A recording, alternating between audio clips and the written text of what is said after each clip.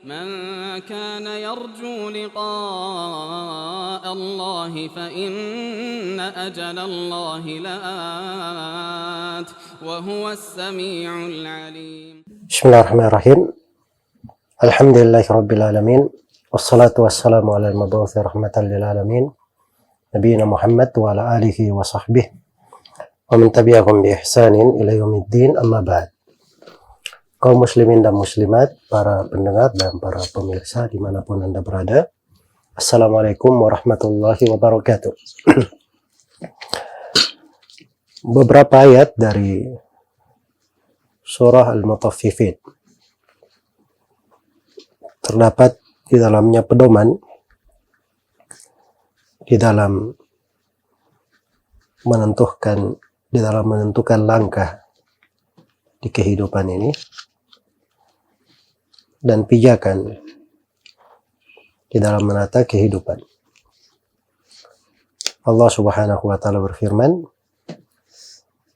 A'udzu billahi minasyaitonir rajim.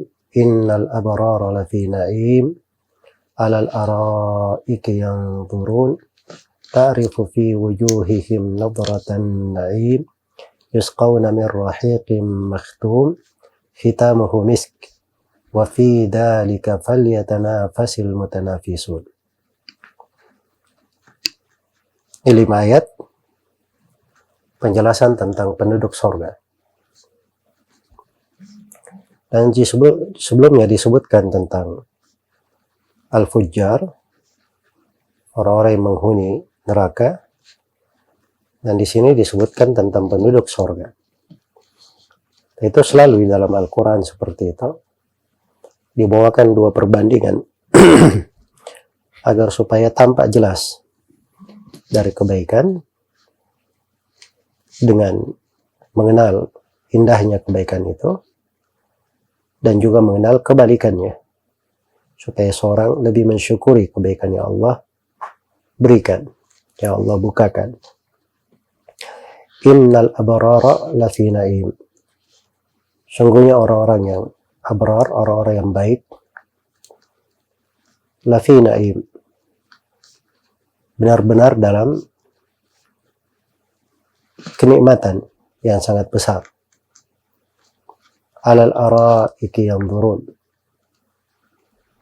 Mereka duduk di atas dipan-dipan, yanzurun, sambil memandang, sambil melihat.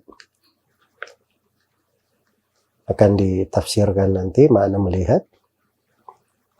Ta'rifu fi wujuhihim nadratan na'im. Engkau dapat mengetahui dari wajah-wajah mereka suatu kesenangan, keceriaan di dalam kenikmatan yang penuh, bergelimang nikmat. Yusqawna min rahiqin makhtum. Mereka diberi minum dari rahiq, dari khamar yang makhtum, yang tertutup, yang tersegel tempatnya. Khitamuhu misk, yang mana segelannya, tutupannya itu laknya adalah bau kasturi. Wa fi dzalika falyatanafasil mutanafisun. Untuk yang demikian itulah hendaknya orang-orang yang berlomba, mereka berlomba-lomba padanya. Ini ayat-ayat yang mengingatkan kepada kita tentang tujuan, cita-cita dan akhir dari kebahagiaan yang diharapkan oleh setiap insan, apalagi setiap muslim, yaitu bagaimana dia berbahagia kelak di kemudian hari. Bagaimana dia berbahagia di kemudian hari. Allah Subhanahu wa taala terangkan, innal abrara lafi na'im. Sungguhnya orang-orang yang abrar. Abrar itu bisa dari jamak bar, seperti Rob jamaknya arbab. Dan bisa dari jamak barun jamaknya abror juga. Seperti kata syahid jamaknya ashhad. Iya. Kalau bar artinya orang-orang yang baik. Orang-orang yang berbuat kebajikan. Orang-orang yang berbuat kebajikan. Kalau albar itu orang-orang yang berbakti. Orang-orang yang berbakti. Nah, ini tercakup dalam konteks itulah al-abrar. Al-abrar di sini dibawakan sebagai lawan dari al-fujjar. Lawan dari al-fujjar karena di ayat sebelumnya disebutkan bahwa innal fujjara kalla inna kitabal fujjari lafi sijjin. Disebut tentang al-fujjar, orang-orang yang fajir. Kebalikannya adalah abrar. Maka disebutkan dari kebaikan orang-orang al-abrar ini, Allah Subhanahu wa ta'ala berikan kepada mereka suatu kenikmatan. Innal abrara lafi na'im. Sungguhnya orang-orang al-abrar, orang-orang abrar. Iya. Kata Nabi sallallahu alaihi wasallam, "Alaika bis-sidq, fa inna as-sidqa yahdi ila al-birr, wa innal birra yahdi ila al-jannah." Hendaknya engkau berlaku sidq, jujur, tulus, karena ketulusan itu membawa kepada al-birr. Ini abrar namanya, al-birr. Kebajikan, dan kebajikan itu membawa kepada surga. Jadi ketika disebut di sini innal abrara lafi na'im. Na'im kalau diterjemah harfiah artinya kenikmatan.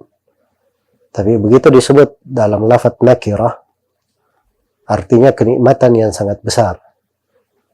Dan kenikmatan yang sangat besar yang dimaksud adalah surga.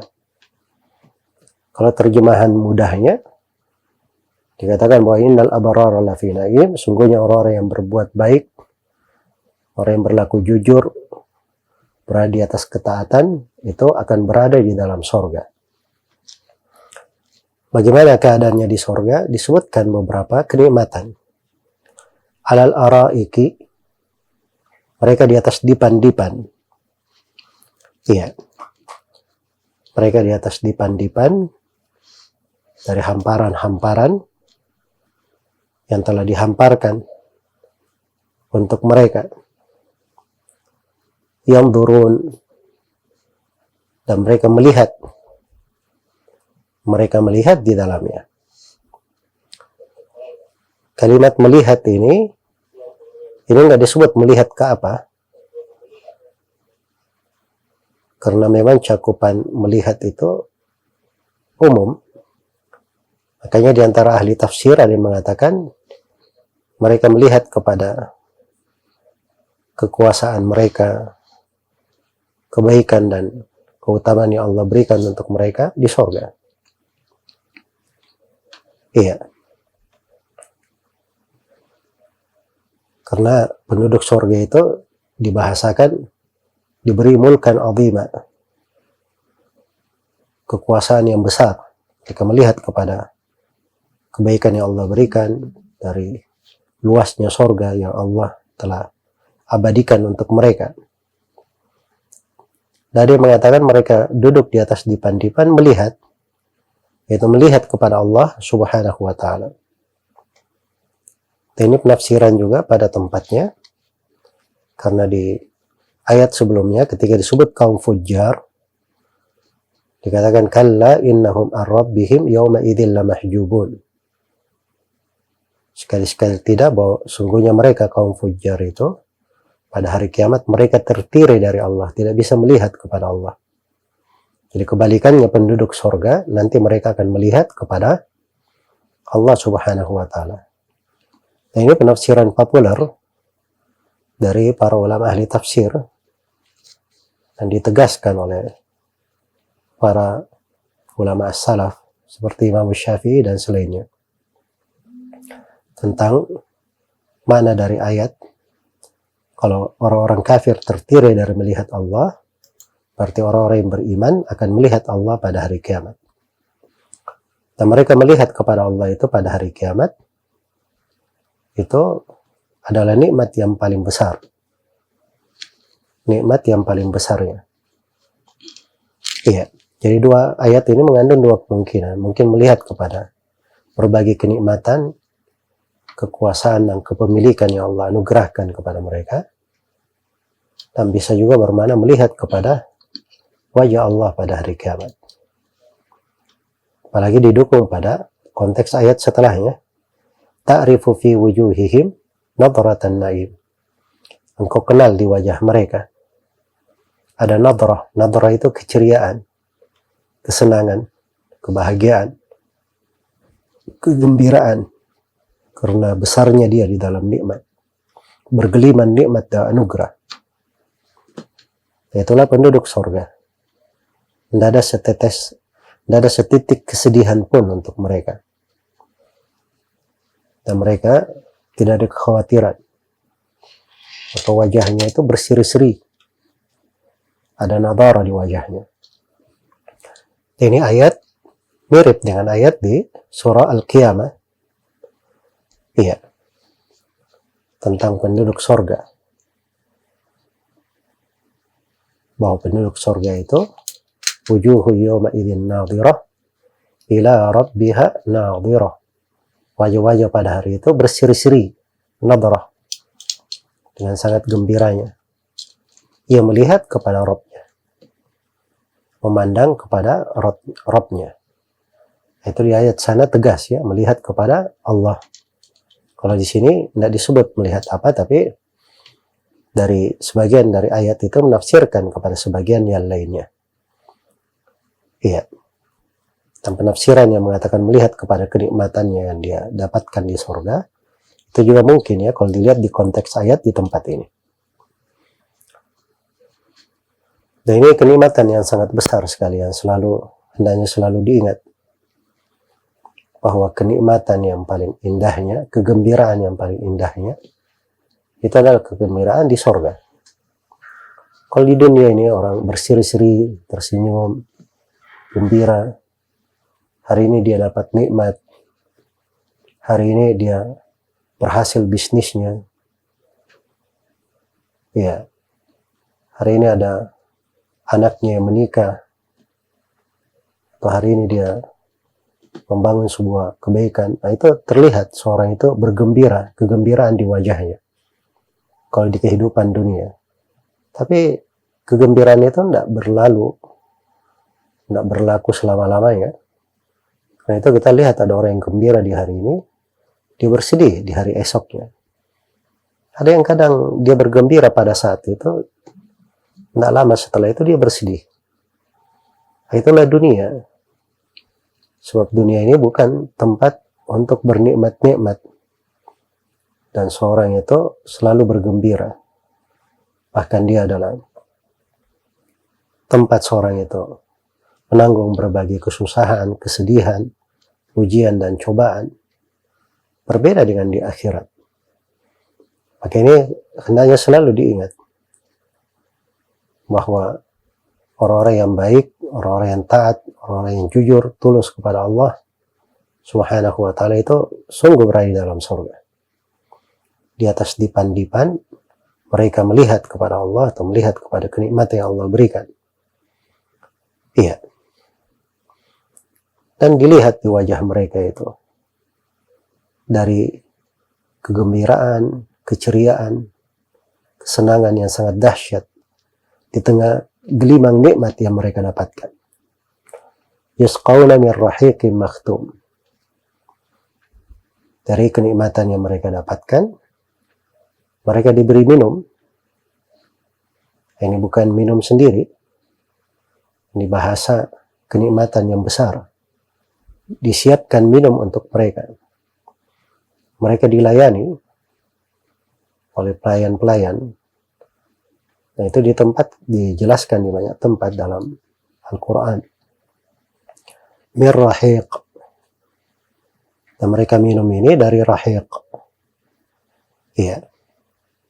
Rahiq itu tempat minuman yang murni, yang sangat bersih. Tidak ada kotoran padanya.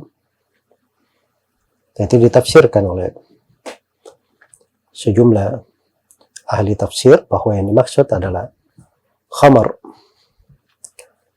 di sorga. Ya, khamar itu sama di sudut penamaan dengan khamar di dunia, tapi beda dari sudut rasa dan kenikmatan. Karena itu penamaan mungkin saja sama. Sebagian kenikmatan di sorga dengan kenikmatan di dunia untuk penamaan. Tapi hakikatnya berbeda. Karena di sorga itu, kata Nabi SAW, fiha ma la aynun ra'at, wala udhunun sami'at, wala khatara ala qalbi bashar. Sorga itu ada kenikmatan yang tidak pernah dilihat oleh mata, tidak pernah didengar oleh telinga, dan tidak pernah terlintas di benak manusia. Tidak pernah terlintas di benak manusia. Jadi jangan disangka kalimat dipan ini, misalnya, seperti dipan yang biasa kita lihat di dunia. Walaupun digambarkan bagaimana dipannya terbuat dari sutra, kelembutannya, ya, itu penggambaran akan hakikat dari kata dipan itu sendiri. Tapi kenikmatan di sorga itu kadang tidak pernah terlintas di benak seseorang. Hal yang jauh lebih besar. Maka mereka ini diberi minum dari rahiq makhtum, tertutup, tersegel. Sesuatu itu kalau dia tertutup, tersegel, artinya dia murni sekali, belum pernah dijamah oleh tangan-tangan, belum pernah dibuka, belum pernah dia mencium baunya, apalagi merasakannya. Itu diberikan khusus untuk mereka. Khitamuhu misk. Jadi kalau dibuka, iya, maka itu pembukanya, itu baunya adalah bau kasturi. Bau kasturi. Jadi akhirnya itu, menutupnya itu bau kasturi, subhanallah. Nah, ini tidak akan pernah ada di dalam kehidupan dunia. Di kehidupan akhirat, ini pensifatan minuman penduduk sorga. Kemudian di sini kaidah Al-Quran yang hendaknya selalu kita pegang. Wa fi dzalika falyatanafasil mutanafisun. Dalam kenikmatan yang seperti itu, untuk sorga yang seperti itu, hendaknya orang-orang yang tanafus itu dari kata berlomba-lomba, ya, ada persaingan untuk mendapatkan. Jadi kalau dia berlomba, bersaing, orang-orang yang bersaing hendaknya berlomba-lomba dalam hal yang seperti ini. Iya. Itulah hakikat dari kehidupan dan kaidah bagi seorang hamba. Jadi jangan dia berlomba-lomba dengan manusia dalam urusan dunia, urusan kekuasaan, kepemimpinan, apalagi hanya berlomba-lomba dalam urusan siapa yang paling banyak followernya, siapa yang paling banyak pengikutnya, siapa yang paling banyak yang like statusnya. Ya, itu hal-hal yang jauh dari hati-hati orang yang salih. Itu dari tipuan-tipuan dunia, tidak akan memberi manfaat untuknya di akhirat. Kalau ingin berlomba-lomba, berlombalah di dalam meraih tingkatan yang tinggi di surga, mencapai derajat di surga.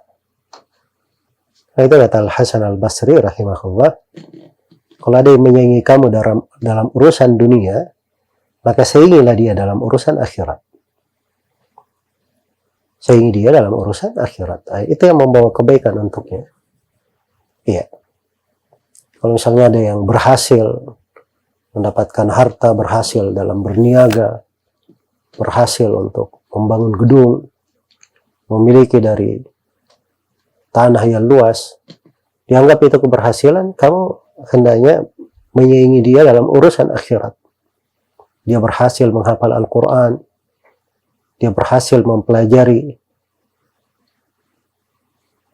bagaimana menjawab pertanyaan malaikat di alam kubur. Dia berhasil memahami makna la ilaha illallah sehingga bisa bersyahadat di sakaratul maut. Dia berhasil menjaga sholat 5 waktunya sebagaimana yang Allah perintahkan. Dia berhasil untuk menunaikan ibadah haji. Nah, itu keberhasilan di akhirat. Kalau mau berlomba-lomba, bersaing dalam hal yang seperti itu. Adapun dunia, bersaing di dalamnya itu tidak ada kebaikannya. Karena itu kata sebagian ulama, dunia itu jifa.